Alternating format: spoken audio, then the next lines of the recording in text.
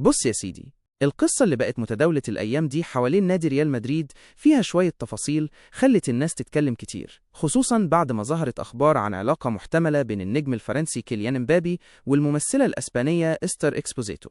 والموضوع بقى حساس أكتر لما اتقال إن الممثلة دي كان ليها معرفة سابقة بالنجم البرازيلي فينيسيوس جونيور. الحكاية بدأت لما تقارير صحفية في أسبانيا قالت إن امبابي اتشاف أكتر من مرة مع إستر إكسبوزيتو. أول مرة كانت في مدينة مدريد في أواخر الشهر اللي فات، وبعدها كمان اتشافوا سوا في باريس. وقتها امبابي كان موجود في العاصمة الفرنسية كام يوم علشان يخضع لبرنامج علاجي مكثف تحت إشراف أطباء متخصصين فرنسيين، وده بالتنسيق الكامل مع الجهاز الطبي لريال مدريد. وخلال وجوده هناك انتشرت على السوشيال ميديا صور ومقاطع فيديو بتوضح إن امبابي ويستر كانوا بيتعشوا سوا في أحد مطاعم باريس، وده اللي خلى الموضوع ينتشر بسرعة ويخلي الناس تبدأ تتكلم عن طبيعة العلاقة بينهم. لكن في الحقيقة لحد دلوقتي لا امبابي ولا إستر خرجوا بتصريح رسمي يؤكد أو ينفي الموضوع، والتقارير الصحفية بتقول إن الاتنين غالباً ما يفضلوش يتكلموا عنه بشكل علني، وبيميلوا إن حياتهم الشخصية تفضل بعيدة عن الإعلام.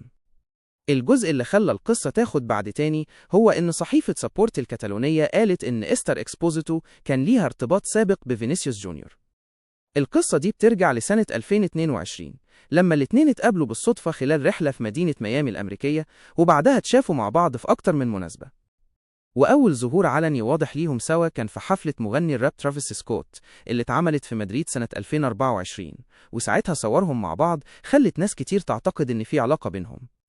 لكن بعد فترة إستر خرجت وقالت إن الأخبار اللي بتتكلم عن ارتباط رسمي بينها وبين فينيسيوس مش دقيقة. ومع ظهور امبابي دلوقتي في الصورة، بعض التقارير شايفة إن الموضوع ممكن يخلق حالة من التوتر داخل غرفة ملابس ريال مدريد، خصوصاً إن الفريق أصلاً بيمر بفترة مش مستقرة شوية من ناحية النتائج والضغوط الإعلامية. لكن في المقابل، مفيش أي دليل رسمي لحد الآن إن القصة أثرت فعلاً على العلاقة بين اللاعبين. في النهاية، كل اللي حاصل دلوقتي قائم على صور وتسريبات وتقارير صحفية، بينما الأطراف الأساسية في القصة لسه محافظين على الصمت التام.